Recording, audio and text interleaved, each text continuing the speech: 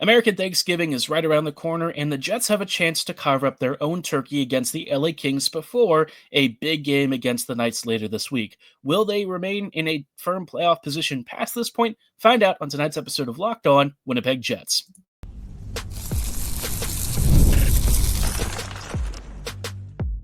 You're Locked On the Hockey Jets, your daily podcast on the Winnipeg Jets, part of the Locked On Podcast Network, your team every day. Hey friends, and welcome to tonight's episode of Locked On Winnipeg Jets, part of the Locked On Podcast Network, your team every day. I'm your host, Harrison Lee, an avid Winnipeg Jets fan and an online blogger. You can follow me on Twitter at HLLivingLoco and at LO_Winnipeg Jets. Thanks for making Locked On Winnipeg Jets your first listen of the day every day. If you like what you're hearing, be sure to like, follow, and subscribe on all of your favorite podcasting platforms and YouTube. Doing so, of course, is always free of charge and ensures you never miss another episode. Most of all, though, we just love and appreciate your support. Tonight's episode, obviously, we are taking a little bit of a pre-American Thanksgiving pause right before tonight's game against the Kings. Just a few hours from now, they'll be taking on LA on the road. Hoping for a big game, right? The Kings and the Jets have an interesting history of playing very close games in the past, but I'm thinking with Winnipeg really having the swagger and energy and LA coming off of a very embarrassing 7-2 loss to the Sharks, this should be a game that the Jets feel very confident in. This is a Winnipeg team that, for the most part, barring a few recent bumps and bruises, is playing about as well as you could ask of them. This has been a frankly brutal part of the schedule, probably the most brutal part of Winnipeg's schedule they've had all year. And so far, in my mind, they've been able to answer most of the challenges they've faced. Now, we'll talk about why the Jets are in particularly good position now heading into Thanksgiving and what to expect from tonight's game in just a little bit. But before we go any further, just wanted to let you know that you can start the season with a big return on FanDuel. New customers can place a $5 bet, and you'll get started with $150 in bonus bets if that first bet wins. Visit FanDuel.com to get started. Now, like I said, Winnipeg is starting off the holiday with a game against the Kings, and LA is not that great of a team, I'll be honest. I think that the Kings, despite their decent record this year, they have some real depth issues, especially once you get past the first line. LA, if you look at their scoring record, they've got several players in double digits, but only two of them are in the 20-plus point range, Kempe and Kopitar. Kempe's got 21, Kopitar's got 25, and then after that, Laferriere has 15, and it just goes down from there. And I know that points aren't really everything, and I have often stressed that, but when you're talking about a team that is trying to extract out a reasonable retooling and get the squad back on track, the Kings have always stood out as a team that probably sped up their rebuild a little too fast, right? They tried to really kickstart things with the Ho Dubois trade. That went terribly. Iafallo has been decent for the Jets. Kupari has grown into a serviceable role this year. Velarde has been very, very good for the Jets. And obviously Alphonse Frey has become, a nice part of that whole package. So the Jets, in my mind, I just think have a really good advantage here. Winnipeg scoring up and down the lineup is just much deeper. The Kings, in my mind, are a team that almost feels like a middle-of-the-pack Central team.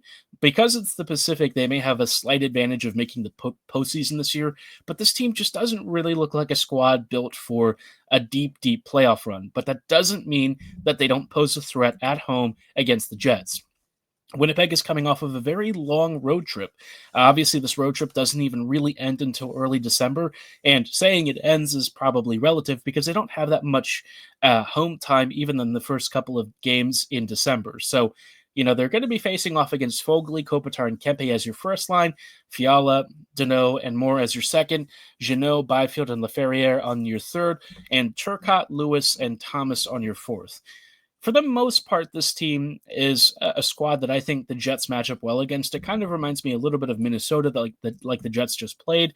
A little top heavy. You've got in sort of a similar Minnesota style. You could argue that Kopitar is maybe their answer to Kaprizov. Kopitar is still the ageless wonder, still creating. Kempe is a nice tertiary scorer with a great finish. But past that, you start realizing that the Kings just need more goal support elsewhere. Byfield, they probably were hoping for a little more from than being a middle six center. Fiala's scoring rates haven't exactly lit the lamp on fire this year. Just not a lot coming from some of their, third and fourth and even second liners. This team, I think, just needs more offense all around. And, I think Dubois was supposed to be that huge 2C role to replace Deneau at some point, perhaps, but it hasn't really turned into that. Defensively, at least they're pretty decent-ish. They've got Anderson and Gavrikov on your first, Edmondson and Clark on your second, and Muvarara and Spence on your third. Not a great blue line. Obviously, without Doughty, this team is looking a little bit thin. And, I think for the Jets, Winnipeg's blue line compares pretty favorably. I wouldn't say that the Jets have a great defense right now, especially without Sandberg, but I think this should be a matchup the Jets can probably win. Now, the thing for Winnipeg to maybe work around is trying to keep Scheifele's line away from the Kopitar line. The top line has had a rough couple of games, and it might be worth not having them face Kopitar's unit. I think Anjay, while not exactly the fastest trio, the Anjay line is going to be a real handful, and very clearly the most dangerous one for the Kings. Especially on the power play, too. I think Kopitar is still a phenomenal passer and playmaker, so don't give them the man advantage. Don't let them get easy looks. And I think you've got a game that's pretty much a good point or two for the Jets here. I think Winnipeg has a very clear advantage. They're going to be facing Riddick or Portillo, and my guess is it's going to be Riddick. I don't know that Portillo's really started much at all, but for Riddick, obviously this is maybe a little bit of a revenge game. He's been up and down the last few games. Prior to the Sharks game where he led in 7, he had, a 940 or better in his previous 3 starts. But, this season he's still rocking like an 880 something, on his season save percentage. So it's not like he's really had a great run. And, even if Kemper was healthy, I don't know that you'd really ask much from Darcy, right? He's also at like a 903 on the season so far, so it's not like Kings goaltending has been a huge strength, and they're likely to face Winnipeg's Hellebuck, right? Hellebuck, really the Vezina favorite right now, the best goalie in the league, just put up a 43 save performance against the Wild. Feels like a pretty good chance for the Jets to come away with 2 points. That's my read on it. I really don't see any reason to doubt that. The Jets offense has generally been well balanced. Yes, they are finishing pretty well above expectation right now, but that's fine. Just keep potting them away. Eventually you will have a scoring drought later in the season, but while those pucks are flying in for you and the league save percentage is down, take advantage of every last drop. And I think the Jets fully intend to do so against the Kings team that is, quite frankly, reeling a bit. Now, the Jets are feeling pretty confident, and I think that they're going to want to continue that because their next opponent is going to be Vegas. And despite some up and down moments for the Knights the past couple of games, they're still on a 3-game winning streak, still very tough, and still only 6 points behind the Jets in the standings. So, yeah, not an easy game. It's on the road, and it's going to be a tough one. And obviously, you really couldn't ask for a more fitting way to close out November than a very tough game against a team that has really haunted the Jets in the playoffs. Vegas just seems to have our number every year. Even when Winnipeg wins a game or two, it just never seems to go right. So what better way to close out November and one of the most brutal road stretches than a chance to show the Knights that Winnipeg is different this year and that they're ready for, any sort of matchup that they might have come the playoffs. Should they meet in, say, the conference championships? Wouldn't that be nice? A chance for a little bit of revenge for the Jets. Or, if they have to face in the wild card, Lord knows I don't want that. But, always a chance if the Jets somehow slip. But I think Winnipeg's in pretty good position to maintain their division lead, and we just have to hope that Vegas stays in their side of the Pacific bracket. But obviously, speaking of the playoffs, the Jets are almost to American Thanksgiving, and they have put together quite the record. We'll chat about, how likely it is for the Jets to make the playoffs and why it's so important for them to be in the position that they're in right now, heading through this early milestone. But before we dive too much further, just wanted to tell you a little bit about our friends and partners at Built. PSA for anyone who rents. If you haven't heard of Built, you're about to thank me. Earning points on rent is now a reality when you pay your rent through Built. You don't even have to check with your landlord to start earning points that you can use towards flights, hotel stays, fitness classes, and even your next rent payment. Let me break it down for you. There's no cost to join Built, and as a member, you'll earn valuable points on rent and on your everyday spending. Built points can be transferred to your favorite hotels and airlines, and even the ones you haven't heard of. There are over 500 airlines and 700,000 hotels and properties around the world you can redeem your Built points towards. Points can also be redeemed towards a future rent payment and unique experiences that only Built members can access. So if you're not earning points on rent, my question is, why not? Start earning points on rent you're already paying by go to joinbuilt.com/lockedonnhl. That's joinbilt.com/lockedonnhl. Make sure to use our URL so they know we sent you. Joinbuilt.com/lockedonnhl to start earning points on your rent payments today. I also wanted to say a big thanks to our friends and partners at Gametime. When it comes to buying tickets, a lot of you are used to adding tickets to your cart and getting hit with a lot of surprise fees. You look at your total and you go from $30 to $60 instantly, and you're thinking to yourself, that's not what I thought I was paying for. And Gametime knows the same pain. They don't like surprises, and that's why they let you toggle an option to see all-in pricing up front. You just switch it on and you'll see exactly what you're paying for from the start, which is a huge thing, right? And Gametime doesn't just show you all in pricing. They even help you with a brand new feature called Gametime Picks that filters out all the fluff to show you only incredible deals on great seats, so you don't have to waste time searching through thousands of tickets. They all come backed with a lowest price guarantee, event cancellation protection, and so much more. You can even see seat views before you buy, so you're actually buying something not blind. You have a good view of what you're actually getting. And they want to have an option to show you the best experience possible. They don't want you to have a smooth, non-guesswork related sort of experience. Gametime makes it easier and simpler than ever to have a great time at whatever it is you're buying tickets for, whether it's a big concert, that next Winnipeg Jets game. No matter what, they've got your back, and they even have a special offer just for you. Download the Gametime app, create an account, and use code LOCKEDONNHL for $20 off your first purchase. Terms apply. Again, create an account and redeem code LOCKEDONNHL for $20 off. Download Gametime today. What time is it? Game time. Hey friends, and welcome back to this episode of Locked On Winnipeg Jets, part of the Locked On Podcast Network, your team every day. Every day, thank you so much for joining us on tonight's episode as we are just chatting a little bit about, the Jets being in a pretty good playoff position. Last I saw, Winnipeg, as of right now, has like a 98% chance to make the postseason. And in my mind, I think it would really take something absolutely insane for the Jets to really fall out.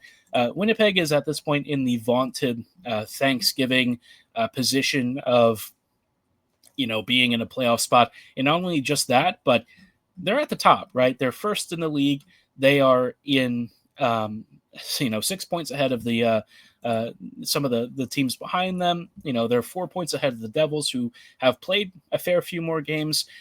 They're 6 points ahead of the Wild, which is, obviously their division rival. The Jets have the best goal differential at a plus 37. And, you just feel like Winnipeg is basically firing on all four cylinders. They've scored the most goals in the league by, just a couple at this point, 3 more goals than Vegas. They've conceded among the fewest. Dallas and a few other teams are rivaling them.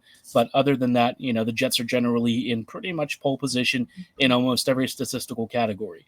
And actually, as of right now, Money Puck has the Jets at around a 90% chance to make the postseason, and maybe a 4 or 5-ish percent to win the Stanley Cup, which might be a little bit of a factor of how tough it is in their bracket. The Central Division, not exactly easy to get through, and the Jets are still kind of working on their 5v5 game. But overall, Winnipeg continues to be in really good standing, and I think what's most impressive is that they're 18-4-0. The next closest opponent has at least 7 losses, and that team already has played 2 more games than the Jets have.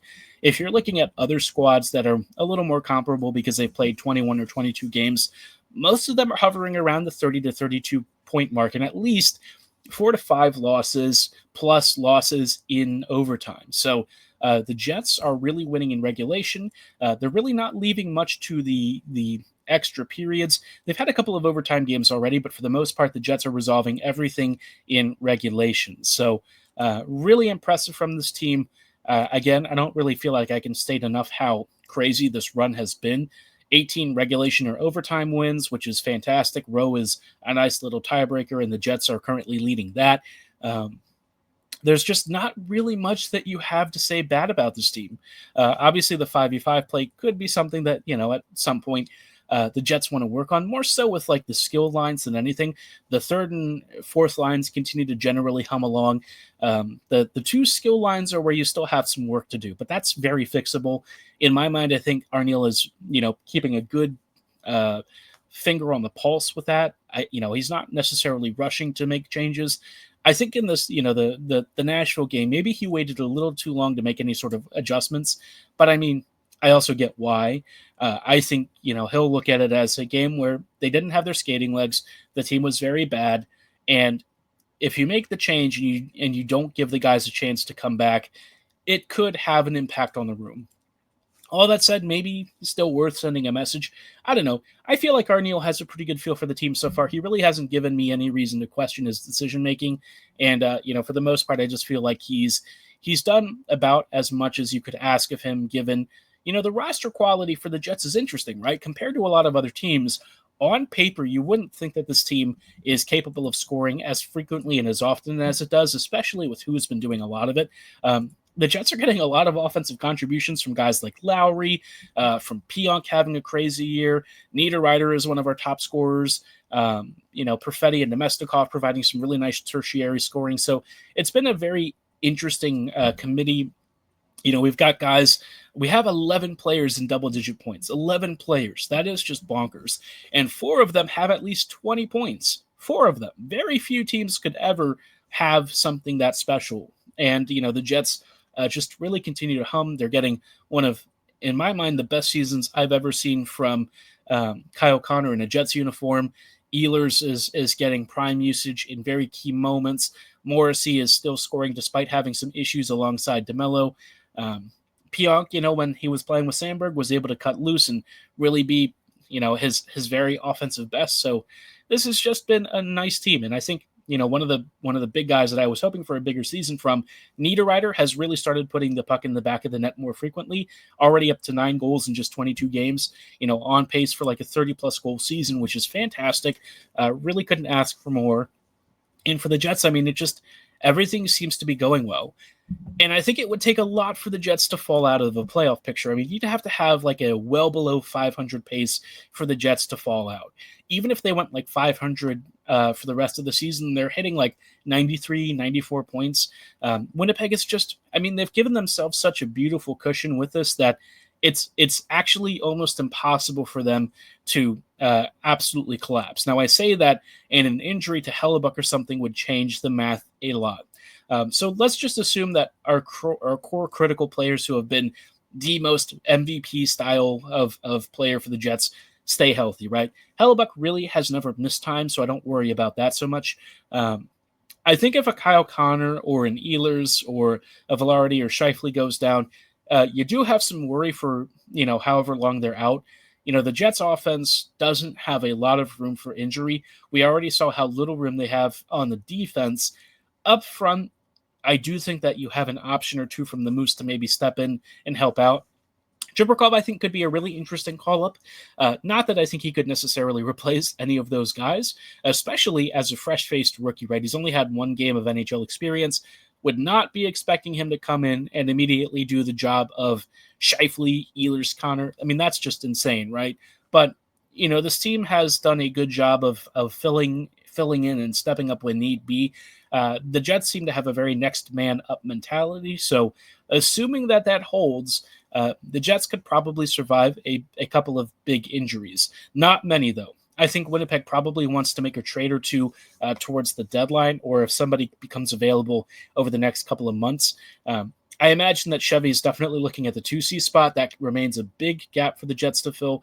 Nemesnikov, I think, has done about as much as he can, but you can kind of tell that skill line doesn't quite offer the consistent level of offense and creation that I think you'd want. It has its really good moments, but just not at a level that I think, the front office is going to feel 100% comfortable with. They can create, and Nemesnikov is also finishing a decent number of chances, but probably not at the level that the Jets are asking from what you're really wanting to be your second line, right? Your backup to Scheifele. So overall, I mean, the start of the season has been as marvelous as you could ask for. You can see where there's room for improvement. You can see what they're fantastic at. Amazing power play, best in the league. Pretty decent PK, at least much better than it was last year, right? Even if it's like 17th or 18th ranked, I really don't care. It's not like 32nd ranked, right? And that's where the Jets were last year. So special teams, much, much, much improved. Elite power play, just really elite goaltending, solid 5v5 play that's getting better. Yeah, I'm feeling a deep playoff run, man. This feels like a year where if the Jets want to take a swing, I would 100% do it. I think that there's never been a better time for Winnipeg to go for it all. The playoff field this year is really weak, comparatively speaking, at least, 20 odd games in. It could change towards the end of the season, but I feel like if there's ever a year to swing, man, it is this one. Winnipeg's window right now is these next 2 seasons, and then they have to maybe do some retooling and stuff and figure out the long-term future. But man, this just feels like a season that could be really, really special for the Jets. I'm excited for it. I think you should be too. And, we're coming into the part of the year where this is the grind. This is going to be a really hard stretch of games. December heading into, early January. Winnipeg in the past after this, all-star break time has usually collapsed. I don't think we're going to see that this year. I think the Jets are a different team. I think they've already hit the ground running, and they have a different mindset than they did last year. So all that to say, I am very much looking forward to what this team does going forward. Now, I mentioned a little bit about the very far future, and I want to talk about something that's kind of related to, the current issue with the Jets' second line center position and what will eventually become their future challenge. We'll chat about who might make sense for that in just a little bit, but before we go any further, thought it'd be worth letting you know about our friends and partners at FanDuel. Get ready to tackle the NFL action with FanDuel, America's #1 sportsbook. Right now, new customers can get $5 and get $150 in bonus bets if you win that first bet. The FanDuel Sportsbook app lets you place live bets on the NFL all in one place. And if you're watching, say, Ravens versus Eagles this coming weekend, or you're interested in the Vikings, maybe you're a Chargers fan, or heaven forbid you're a fan of the other Jets and you're maybe getting a hunch in one of these, games you're watching, you can check out the latest stats, view live play-by-play, and so much more on the same page where you're placing your bets. It's very convenient, it's super safe and secure, and you'll always make the most informed bets possible. All you have to do is visit FanDuel.com to join today. You'll get started with $150 in bonus bets if you win your first $5 bet. That's all at FanDuel.com. Never waste a hunch and make every moment more with FanDuel, an official sportsbook partner of the NFL.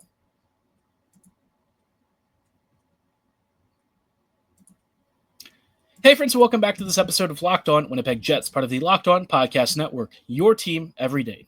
Every day, thank you so much for rejoining us on tonight's episode as we are just chatting a little bit about Winnipeg having a 2C question long-term, and I think it's a really big one because Winnipeg fans have had a lot of debate as to who makes the most sense there. Is it going to be Braden Yeager? Is it going to be Brad Lambert?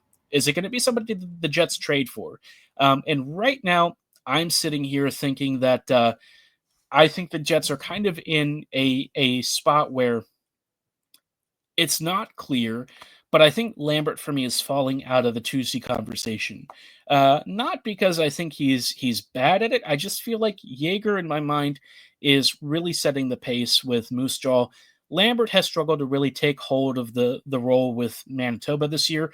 And again, it's early in the season, so I don't want to say that it's certainly set in stone, and Lambert has plenty of time to really gain confidence, and he is still second in scoring on the Moose, but I think if you were expecting him to really take flight and have just a crazy year, it just hasn't really felt like that from him.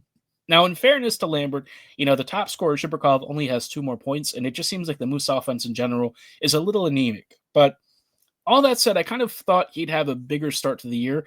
In camp, he looked confident and fast, but, once he started facing bigger, more mature pro players, it became apparent that he maybe had some work to do. And Lambert, in my mind, his skating and edge work and his creative style almost lends itself a little more to playing out wide. Now, at previous levels of hockey, he was a better center than he was a winger. I just don't know if that's going to be the case at the NHL level. I feel like at the lower levels, you're facing less of the sorts of elite talent and matchups that are going to be a problem for him if he makes the Jets. At the Moose level, you're not going to see it as much because you're not going to be facing Eriksson X, McKinnon's, McDavid's. You just don't see those types. And so Lambert, I don't think his deficiencies show as much there, but I think once you start getting into the NHL level stuff, those defensively strong centers that he'll face, I think they just have an advantage against him, at least so far. That's not to say that he won't eventually grow into, a really good center down the road. Just right now, as is, I have a hard time seeing him over Yeager, who I thought, in my mind, looked really mature and a little more composed at center in camp. Now, again, it's just preseason in camp, so you don't want to read crazy into this results. And the other thing with Yeager that I think is noticeable is that his scoring rates are a little bit down this year, and he's not like a guy who's putting up loads and loads and loads of points at the WHL level. Obviously 95 points last year in 57 games, quite a bit. He's pacing to have around 96 this season, so a little bit off compared to his previous pace because he's doing it in more games. Which is, not the worst, but I think you were hoping that he'd maybe take a huge step forward. I mean, he's having a multi-point games and stuff, and don't get me wrong, I think Yeager's a really good prospect, but I think in a lot of ways, I'm probably thinking more about his overall two-way play than him being like an elite scorer. So, the 2C role in my mind, I feel like is going to be the big thing for him. Now, I will say for Yeager, he's got a great shot. That elite release is going to be an absolute menace. He's, a reasonably sized player too. He's a phenomenal skater, and he's very defensively responsible. So I think he ticks off a lot of boxes for me that maybe Lambert hasn't yet. I think Lambert is showing still good defensive acumen, and I think he's been a really good skater. But I feel like long-term he almost makes sense as your Ehlers replacement, which is kind of what people have talked about in the past. Lambert's a great transition skater. He's very good getting up the ice, and that might be where his wide play comes into more of its own in the NHL level. So I think the Jets have a really interesting question there. Yeager for me seems like the more natural choice as of right now. Lambert could, eventually overtake that again if his offense really explodes, because I think that's what that position really needs is a high-end goal scorer and creative player who still does enough defensively to not be, pushed over by opposing lines. But until Lambert really shows that he's just crushing the pro level, I feel like Yeager's a little more well-rounded, and that's kind of who I have on my bingo card. Now, I don't think either of them are stepping into that role this year. Yeager can't because he's not eligible, and Lambert, of course, is probably spending the year with the Moose until the playoffs, right? Until the Jets maybe make the postseason, and, he's not really needing to be with the Moose since they're probably not going to have a deep playoff run themselves. I would expect Lambert to be part of your, Black Aces squad or whatever, so I don't think Lambert's going to play a major role unless there's a significant injury this year. And I don't know that I would want to throw him in at 2C either. Maybe he'd take flight alongside Ehlers and Perfetti because those two are very smart players and could maybe bring out the best in Brad. But I just, in preseason, didn't really get the sense that he was that close to being ready for that sort of role. As a wide player, I think you might be able to get away with more with him. But until then, the Jets are just going to have to make do. And I think that it probably makes more sense for this year to at least bring in a rental C. Somebody on the last episode commented that they liked the Brock Nelson idea. He continues to be my favorite sort of option for this. But I also sort of wonder if there's value in maybe swinging a little bit bigger and trying for a big center, right? A player who's maybe got some term that you could try and pry out from a Utah or something, a Nick Schmaltz type would be very interesting. Barrett Hayton may be of value. I don't know that he's really having a crazy offensive season, but Yanni Gourde's out there. There's some guys who maybe have a year or two left that could be worth looking into. I don't know that there's anyone on a long-term contract that would really be worth trading for unless you're somehow getting Buffalo to give up a Cousins, but I don't really see that being the case, right? I don't think that there's much of a match for that. So, for the Jets, a lot of interesting questions. They've come a really long way. They're starting to, at least in my mind, get better at drafting and developing, and hopefully that pipeline starts bleeding into the Jets sooner rather than later. But still some really big questions for the Jets' future and what I'm excited for them to answer going forward. But let me know who you think will eventually become the Jets 2C. Drop your comments below or at my social medias at HLivingLoco and at LO_Winnipeg Jets. For tonight's episode, though, that is going to be all the time that we have. Tomorrow's episode will have coverage of Kings versus Jets. Let's hope for a big win and that we get to talk about some fun stuff on American Thanksgiving. But for tonight's episode, that's all the time that we have. Thank you so much for listening and making us your first listen of the day every day. We'll see you here tomorrow with more Jets coverage, so see you then. Have a great night, and as always, go Jets go.